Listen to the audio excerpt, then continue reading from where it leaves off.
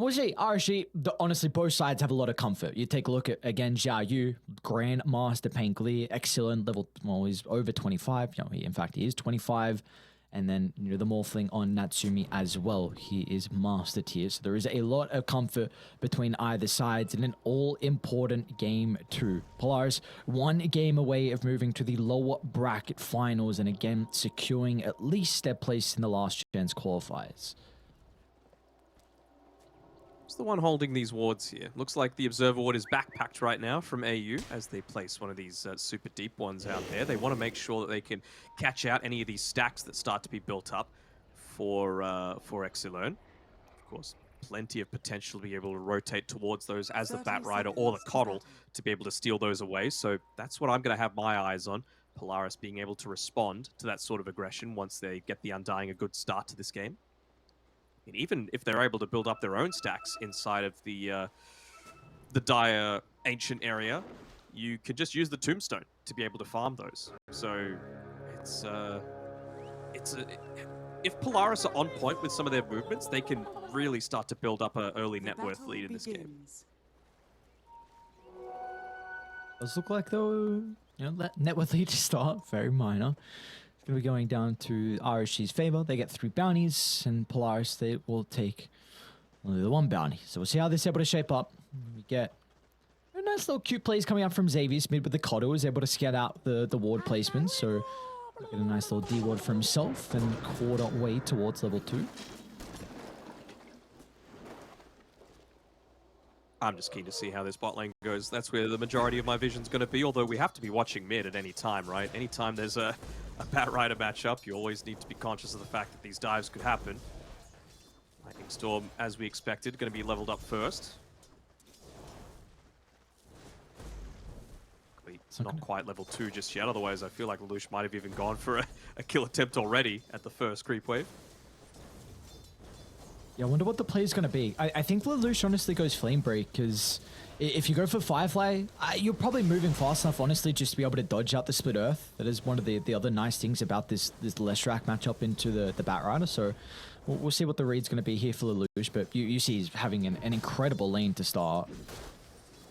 Oh, I think the issue is not so much the Split Earth, it's just the Edict potentially going back your way. Like, he's leveled up the Split Earth because he's just got the mana to be able to do so, but I really wouldn't be surprised if we see just a bunch of points in the Edict from here on, because Slark, Pango, not the greatest pushes. It all needs to be around the Leshrac, so it serves dual purposes. Then every time you see the Undying picked up, you've always been mentioning the capability now for it to be flexed. Not only in the 1 that we saw from Ana, but also the 3 that we've seen a couple times so far through the qualifiers.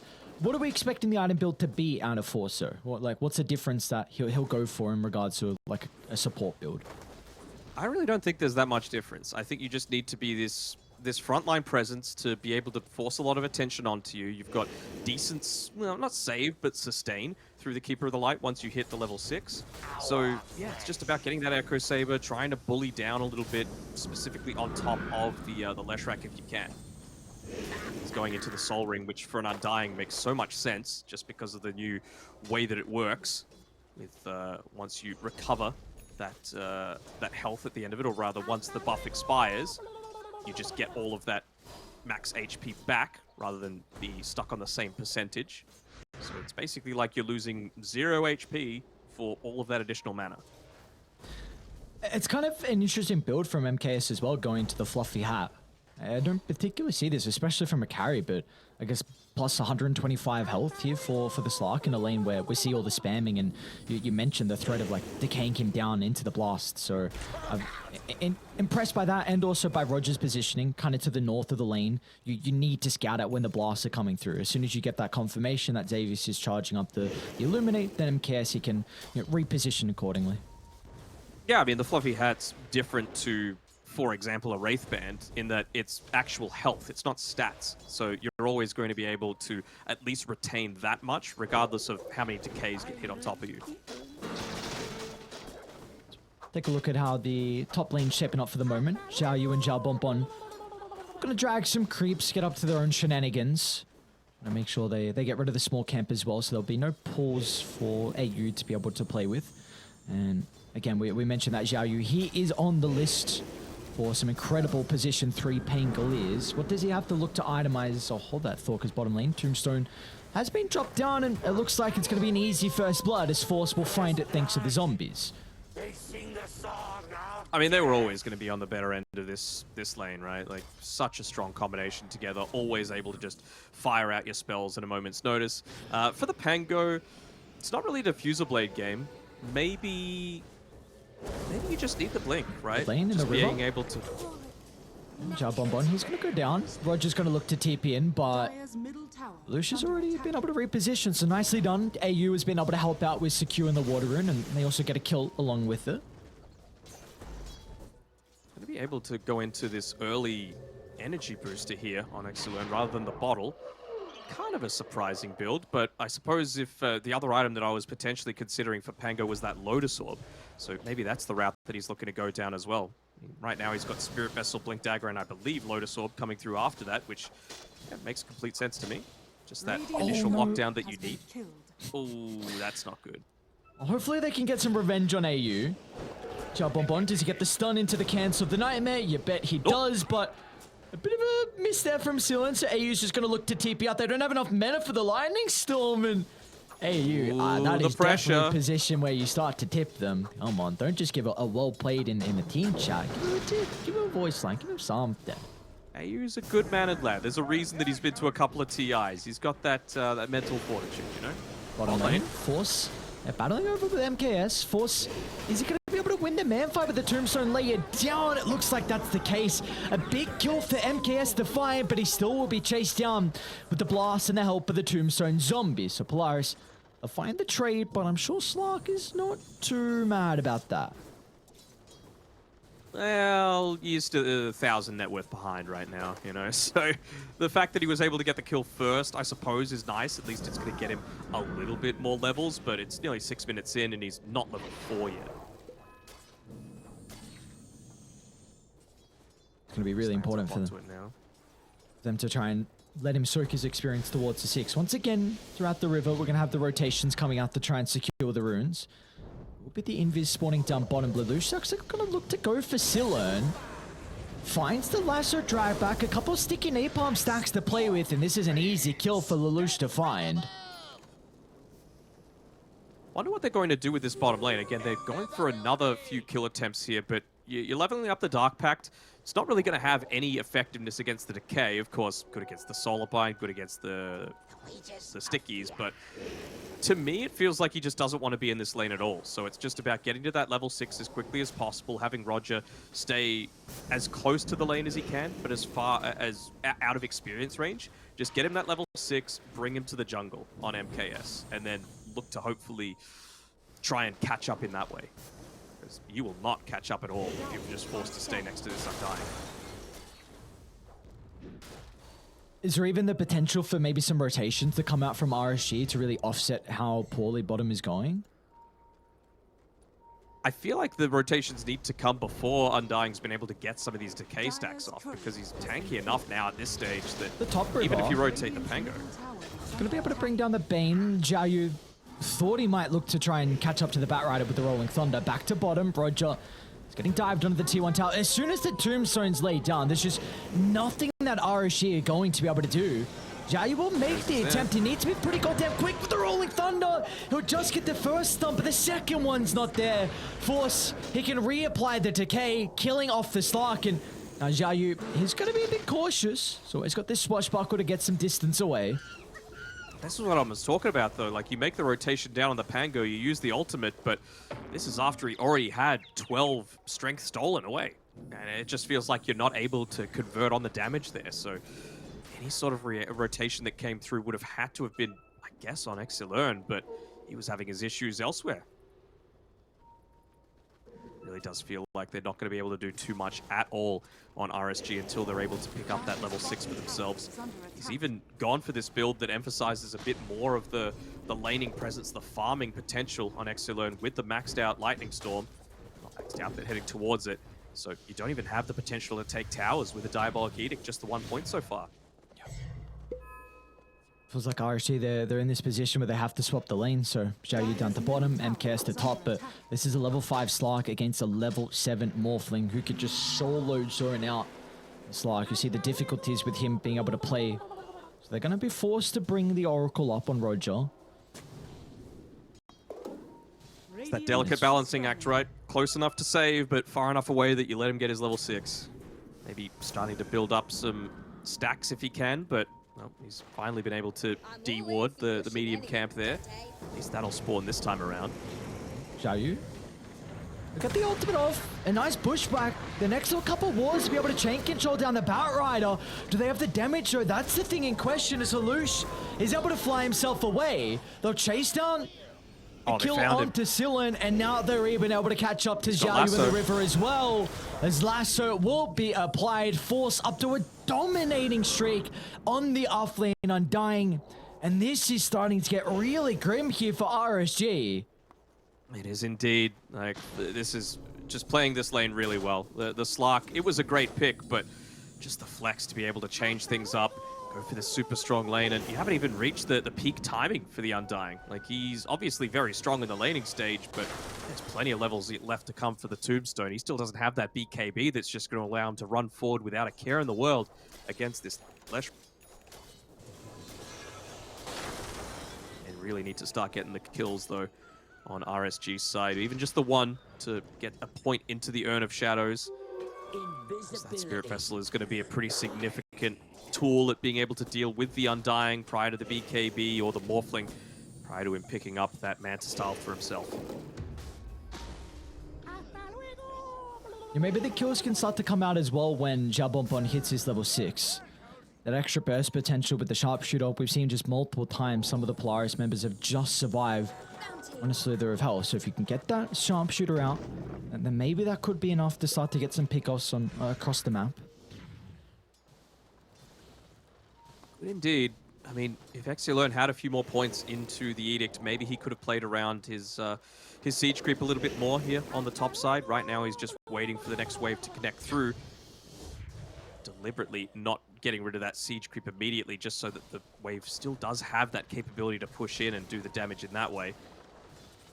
They have gotten rid of the Observer Ward in the Radiant Jungle Ancients area, so they're not going to be quite as easy to steal away a lot of these stacks. Top lane, Morphling, looks like he'll still be fine despite the big rotation coming through from Xiaoyu. Savius in position to be able to save with that Spirit Form. Well, that's a siege creep just dying for nothing.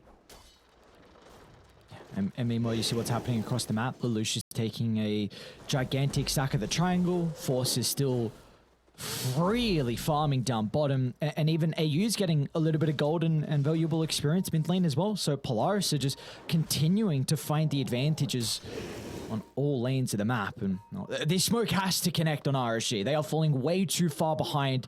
If the smoke doesn't work out, this game could be out of control, and a perfect scan.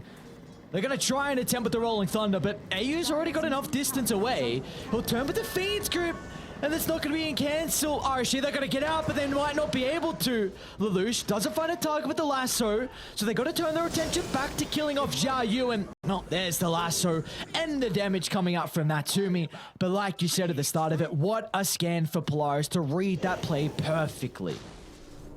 Not sure if they quite saw it. Like, they've got this Observer Ward that, god damn, how is that not on the top side of the map, spotted out by the Sentry Ward? To the left-hand side, top lane is what I'm talking about here. It's just ridiculously close to being caught there, and I think it caught the tail end of that smoke, so a line was drawn on the minimap where exactly they wanted to move, and just playing like a team-possessed Polaris. They've been so close, yet so far, so many times.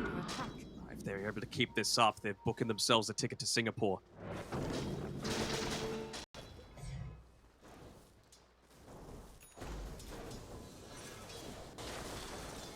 See what the call is going to be for RSG. Rolling Thunder's up in another 13. They don't have the greatest wards to be able to take a fight around mid.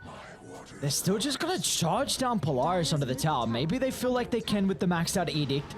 Like, they still do have a strength in their lineup being the Oracle and the Leshrac pairing. You just got to try and get some damage into this tower, especially now that you've been able to take away this high ground ward, so you can play a little bit more around the unknown, especially considering you've just dropped down an observer ward as well. They're forced to respond. They don't want to let this Morphling get a bunch of free farm on the bottom side. It's not like Xiao Bonbon's going to be able to solo kill him, though. This feels like delaying the inevitable. Tier 1 tower should be still looking to drop, and haven't gotten any objectives in the meantime. In top lane, Batrider. It's going to be okay with the rotations coming out. Force going to look to hit back onto Exilern. Look at the slows coming out. Roger, he'll buy him some time. Silen's just going to try and TP, but instantly cancelled thanks to the Nightmare.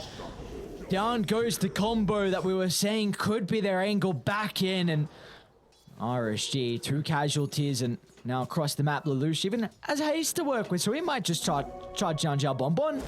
Yep, not a care in the world. Just gonna make sure he doesn't play next to the trees. Xiao Bonbon, he might have to damage, but the tower right clicks. Oh my lord, and he's not gonna die. All right, you need that multiple times in a row. Bottom lane, Jiao Yu. It's an ambitious attempt onto Natsumi, maybe just wanting to try and stop the Morphling from hitting into the tower. Seems that way. I mean, they just don't have the damage potential outside of, again, the hero plays coming through from Xiao Bonbon. I mean, it'd really help once he's able to get up into the Aghanim Shard, of course, just for that little bit of extra bonus damage that he needs. We'll have a look at it again. And you've got to be so careful when diving around these trees. Extra damage from the tower. Very, very nicely done by the Seoul Vietnamese representative. At least now they've got that Spirit Vessel completed. You need the charges, though. Even any kill, literally anything. They just want to be able to get something into this vessel. Can be the Bane, for all you know. You know, that you're still not into any kind of BKBs or even remotely close to it on RSG, so taking out the Bane just to stop the Nightmare is going to have such a huge impact.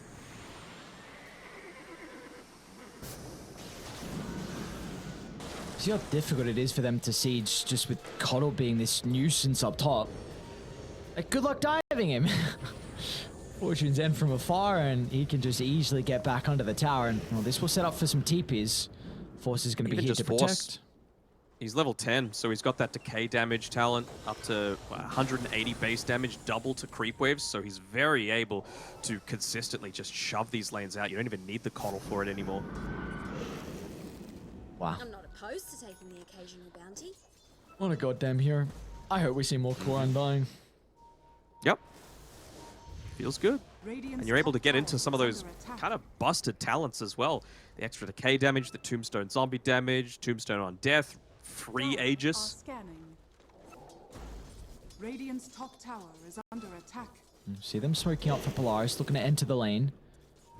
No one's going to be home, so maybe they're just going to show themselves with hitting the tier 1 tower instead. RSG feel like they're in a position to defend this. You think so? Not at all. I don't think so. They know how far behind they are right now. They don't want to take any unnecessary risks, because a kill on that, even if it's just a tier 1 tower, and even though they don't have the greatest roche-taking potential, I feel like they still could on if Undying was to pop the Flesh Golem. Radiant's middle tower is under attack. Dude, how is he top of the net worth on the Undying? Like, Natsumi's been free farming. 1 kill participation on the Morphling. He's got the most amount of last hits in the game. And the fact that the Undying even has more net worth than Natsumi. Scary prospect. Can't be dying, though, to MKS. He's got the Diffuser Blade available to be able to maybe make a run into this. Should be fine. Pop the Flesh Golem. Got to run away, MKS. Ooh, don't get blown up from the AoE damage. Pounds down Lelouch. Got BKB. That zombie's giving vision. It's got to die. Savior's going to be able to follow up the blast. Not going to be enough. Opposite side of the map simultaneously. We do see the Hoodwink go down, but still back towards the team fight of the triangle. They're going to pursue one forward, but they've got BKB, so the damage coming out from the left strike is not going to be enough to turn the fight. And Jiao Yu, he tries to go in with the Rolling Thunder. As soon as the BKBs expire, they won't be able to offer the stun control. Maybe that'll open up for MKS to look to enter the fight. They tried to reposition on Force, but it's not enough. That's a big streak for them to find. But it's Roger who gets the gold. Roger getting the gold is fine, though, honestly. Like, you will take, like I was saying before, Bottom lane, any MKS. kill. He doesn't have ultimate. It's going to be cautious.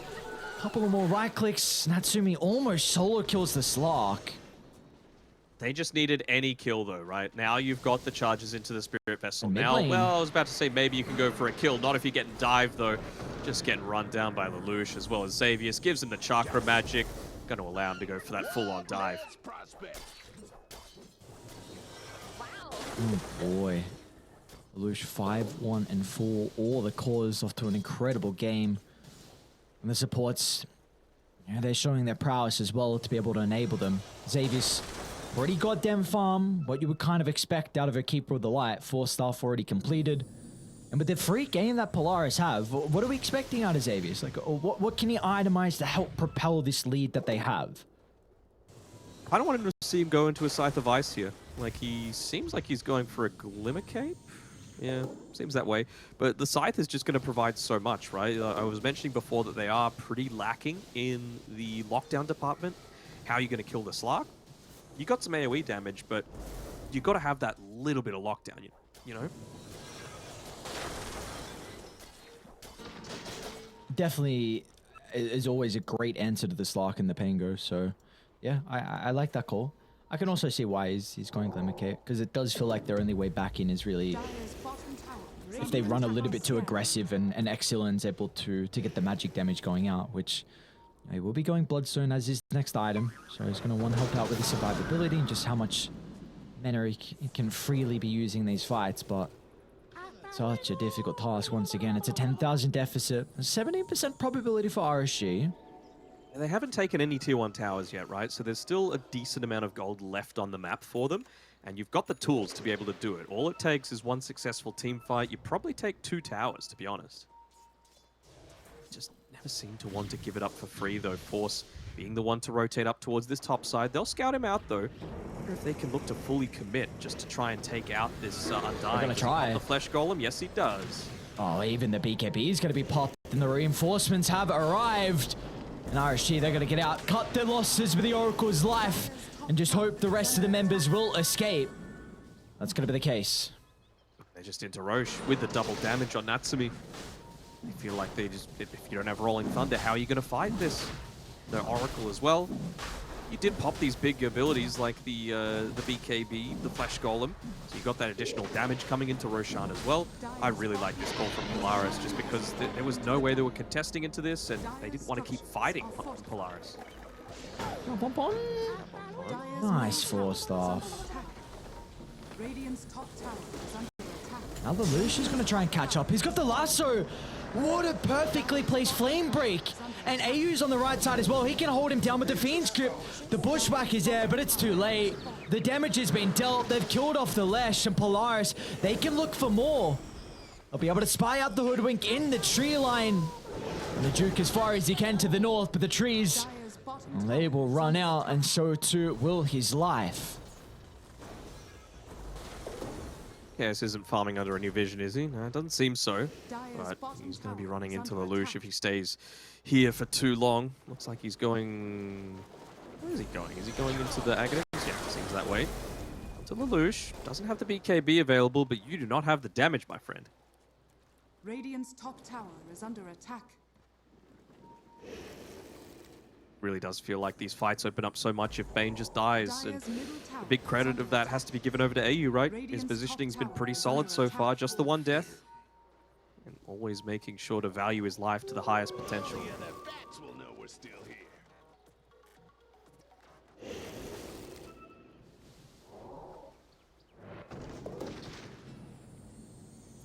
Even just the little things, right? Like tossing the Enfeeble onto Pango or onto the Oracle means that you actually need to get ridiculously close to be able to use that False Promise. Just with what it does to the cast range reduction. If you're getting close against this lineup, you're pretty much just sacrificing your own life for it. I guess a nice thing for Roger is he's playing with the blink. Somehow he's been able to get towards his item. I guess they are 22 minutes in. But it just seems like there's never going to be an answer for this Aegis. Natsumi's playing with it for another 3 minutes. Jabonbon's always attempting to try and blow him up with the boomerang into the sharpshooter, but this time it's not going to work out. So tier 2 once again will be under siege. You see RSG though, they're playing on the opposite side of the map, seeing if they can get anything, but of course it does leave Xiao Bonbon solo in the tree line. A beautiful scan as well from Dai. They recognize this.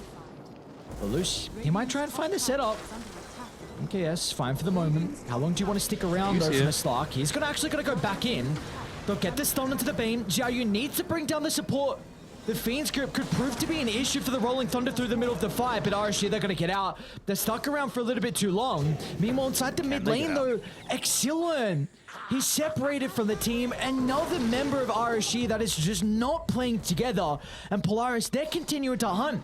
Lelouch is playing distance in this team fight, just stacking up the sticky napalm. Now that he sees an opening, he can just charge on forward with the Firefly, easily killing off Roger's Oracle. And the rest of Polaris recognize they don't need to assist him. So Force, along with AU, were looking to try and cut off the path from Xiaoyu, but not to be.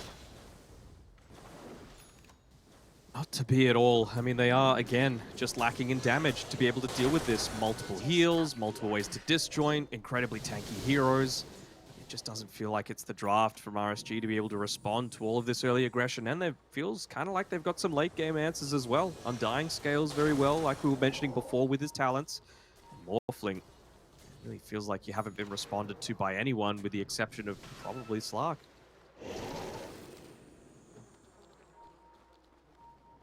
Got the Ags, though, to be able to play with on Slark.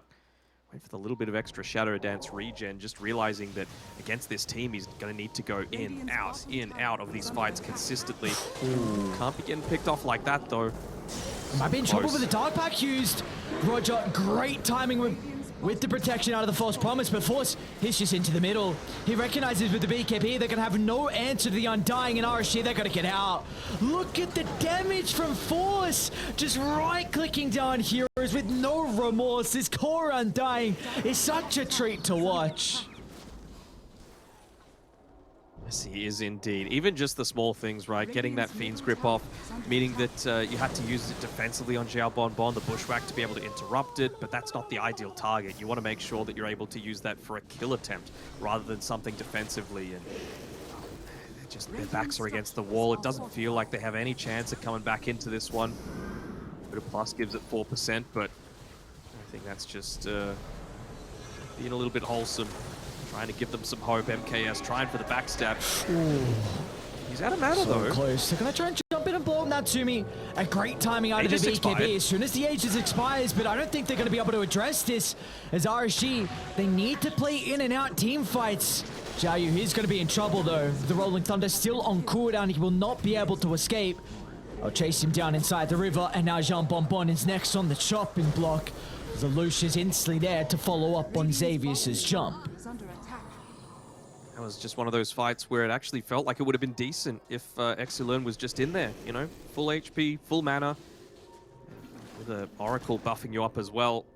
Maybe that would have been the difference maker. I like the fact that he's going into a Blink Dagger. Again, it's just all about getting in onto those backlines. Take out the Bane, and life feels so much simpler for you.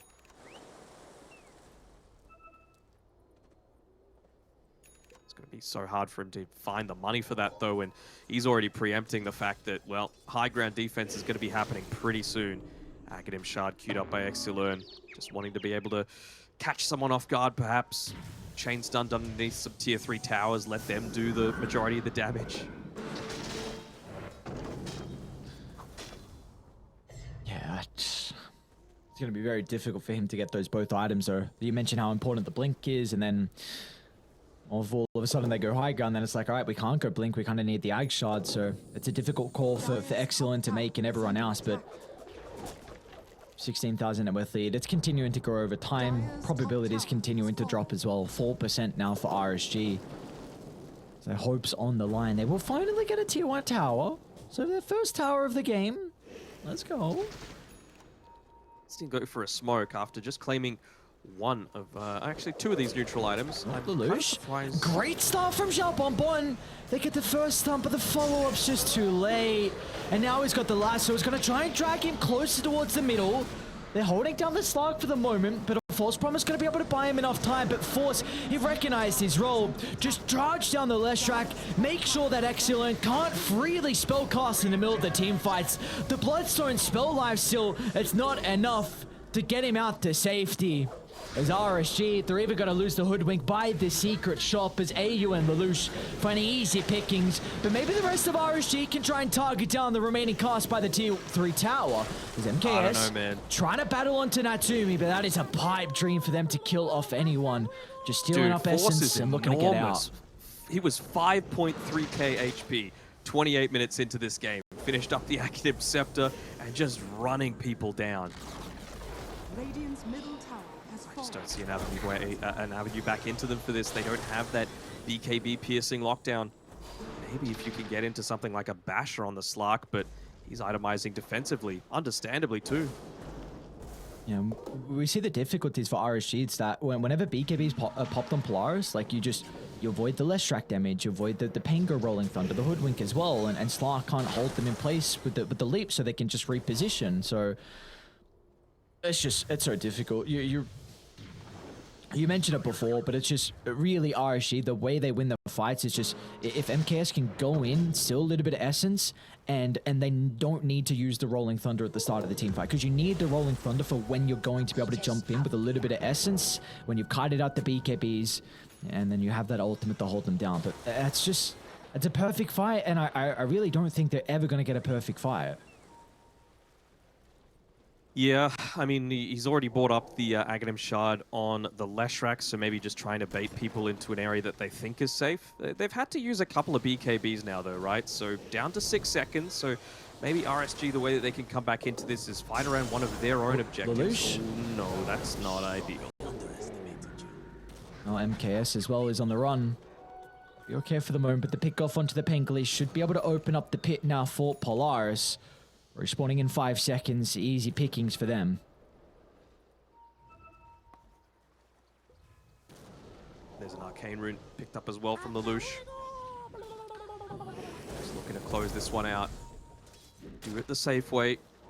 Take the second Aegis away from RSG. A lineup that feels like really needs it, you know? Again, it's not necessarily quite as big of a committal drive. Good luck killing Force. Look at the turnaround. They instantly blow up the Oracle onto the backline, and now they're going to be able to chase down more as well. Lelouch targeting MKS, but he can pounce out to the northwest, and now inside the middle, the fight's going to be excellent. The Leshrac will not escape, as Force's right-click damage are just through the roof, with the damage amplification as well from the ultimate. Xiaoyu will attempt the Rolling Thunder and to try and get onto the Leshrac, but again, them to hell. the repositioning is perfect, and now the Fiend's Grip is out as well. The Pango will have no impact to the team fight, and Xiaobonbon 2 will die in the tree line. As Polaris, they are just playing these team fights so incredibly well. The kiting, the repositioning from them is top tier in this game. Yeah. They need to change their priority as well. There is no way that this Undying is dying at the start. I mean, it's in his name, right? With the Aghanim Scepter, with the Howland, with the BKB. Didn't even need to pop the BKB. The only one that did that fight was Batrider.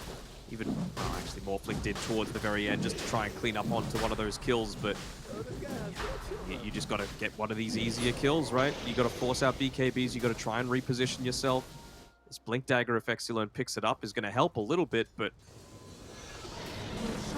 how much can you look to withstand now that you're having to go up against 2 lives on this Morph? MKS? Still hasn't died yet, that's me. Oh no, not like this. MKS. When you're this far behind, 28,000 gold, you gotta kind of get greedy and risk it for hope. the biscuit. Yeah, you gotta risk it for the biscuit. You can't play to lose, and even mid lane Xiaobon ones. Maybe they could have gone on to mid, specifically Xavius, just because, again, you're not dying on the Undying. So the slightly easier kill would have given them over the gem as well, but considering he didn't go down, just used the Aghanim Shard to recall in Natsumi and look to try and close this one out. At least a single lane of Rax. They're a little bit scared about this Split Earth Ag Shard. Playing conservatively, giving them a lot of respect here. Here's Polaris. I mean, the poke when you do have a higher ground defense set up from RSG is not the worst. Like you mentioned, the Split Earth into the Swashbuckle spam, the Hoodwink spam as well. Maybe Bushwhack, Boomerang, Sharpshooter. Dagon coming out as well for Old Mate Hoodwink. I honestly, yeah. You need to blow a target up. Yep. I'm down for even Roger to go Dagon. I'm down for a couple of Dagons in a game like this. It feels like it's... I mean, this is pretty reminiscent of that EGE home where you just... like, you need to go just something absolutely wacky to defend the base, and maybe that's the item. Radiant's top tower is under attack. I mean, you've got a decent amount of amp damage, right? The boomerang, you're going to have, again, if you're able to get that initial stun, there's no save outside of the Bane, but you just blink it on. If Excellent's able to get an additional, what, 600 or so net worth into the Blink Dagger. It sucks that he doesn't have the BKB, but you just need... If you're walking up into these team fights, you're never going to catch anyone. Davies, you'll see Slark farming at the hard cam. They're going to start to pin to the Slark. Roger once again is in with a false promise. The block to pounce. MKS is going to try and stand his ground with Xiaoyu rolling Thunder into the middle as well. They'll successfully retreat to the high ground. There's a couple of ultimates expended though from RSG. Let's see if they can now defend the base without them. At least they force out the Flesh Golem from Force, but stop this push. They're going to try. Nice nightmare. The sharpshooter goes flying on forward, but a whiff that it is, and now Natsumi, it's time to close this game out. A kill onto the Oracle. It'll be able to reposition to the right. MKS still trying to stack up the Essence. An awkward position from AU, but Natsumi is just making all the space they would ever need to reposition on the supports. Out he goes. Won't get much damage on the tower though. No. High ground defended. For now. Just wanting to wait for some cooldowns. I mean, they don't have long to wait. Lasso up in 20. Flesh Golem in 25. Spirit Form 20. BKB's not long after. So definitely before this Aegis expires, they'll go for another attempt onto the high ground, not having to worry about the glyph.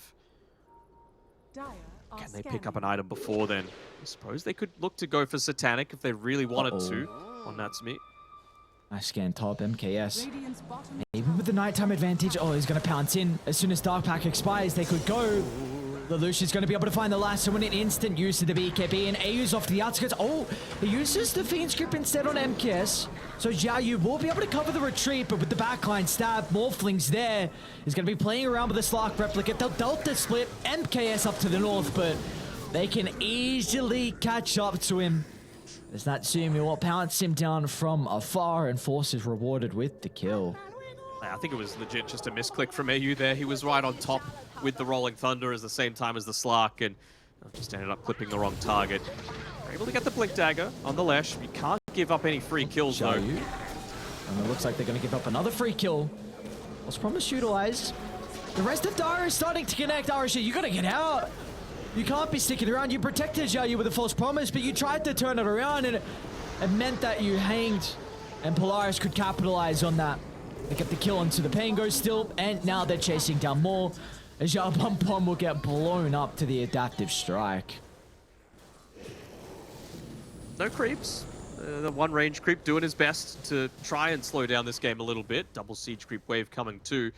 You would have to imagine that Natsumi wants to stay, but I suppose 5 seconds left on the Aegis might cause him to be a little bit scared. I mean, this is what TI qualifiers do to people.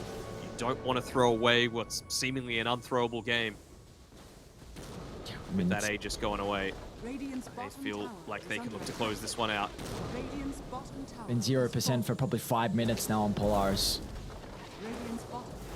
Addy Gaben saying there is no chance for RSG back into this game. They want to try and prove them otherwise. Natsumi, once again, holding the Slark into the middle. Look at the space that Force is making. Holy crap. 4,600 health. Yeah, good luck killing this guy. Now they got the Fiend Tip on the right side. Lasso onto the Oracle as well. Force has done it all, and all of RSG have had an incredible game too. As Natsumi will adaptive strike down the Slark. Back to the objectives. Finally, they're able to get a full set of barracks. MKS will look to buy back and catch him on the retreat. But again, you are not killing this guy. Force, he's going to be A-OK. And in fact, Lush, he wants to try and find a lasso target. Lacking a little bit of mana here. Yeah, it's the only reason he stopped. Cot will give me mana, but will make Coddle was just a little bit too far away. The bottle in the backpack, but might just look to turn around again. Join back in onto the fight with the use of that lasso. 39k net worth lead. They're not going to tap out until the very end. RSG, they're fighting valiantly as much as they can, but it just feels like it might be a bit too much for them. Mid lane? Try onto the ball. He's got the shard though. It's just not gonna happen. Make the attempt. Gotta kill squishy heroes. Gotta find... I mean, even Xavius has the Aeon disc. So what can you do?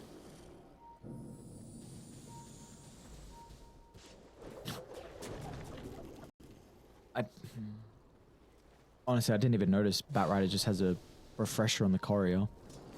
Oh, that's a pretty cool courier to snipe, honestly. Okay. They're back up. They got the ward on the high ground. They'll see Natsumi. Oh, this has to be perfect with the chain control. They need to get onto AU as well. The Fiend Scrippy doesn't have enough mana to hold back the Rolling Thunder. But Natsumi has an opportune with the BKB. He's going to waveform into the middle of the fight. And all of a sudden, RSG, they need to Delta split. You can't take this 5-on-5 engagement now. As the numbers have shown up, the Balasso out to the right side, targeting down with the Oracle. And RSG, they're going to try and escape to the east, but they will not survive. As Xiao Yu chase down, Xiao Bonbon and MKS hand in hand. They're going to try and get a kill. They might be able to. Oh, all right. Up to the 5th kill they go. It's taken them quite some time to add another one to the tally. Looks like, in fact, it might even cost MKS his life, but be able to pounce away. How long has it been? When was the last time they got a kill? A while ago. Let me... I can't even remember, to be honest. I want to say around... It hasn't been like 15 minutes, has it? Has it been that long? I feel like it might be.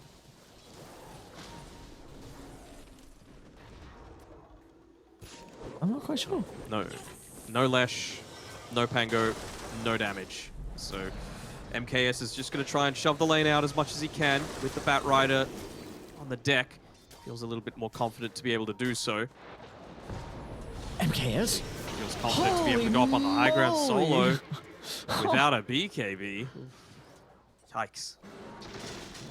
Another level in the Dagon picked up. That's Dagon 3 now on Xiao Bonbon. He's just trying to take matters into his own hands. He's been in many a pub like this, where he's just like, you know what, I got this, boys. AU, he's the one that gets caught out here.